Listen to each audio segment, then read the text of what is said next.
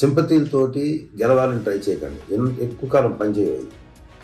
పసుపు రాసుకుంటే పోయేదానికి డ్రామానా? వైసీపీ ఎన్ని రోజులు సింపతి డ్రామాలు ఆడి గెలిచింది. ఇకపై అది వర్కౌట్ కాదని జనసేన నేత నాగుబాబు తెలిపారు.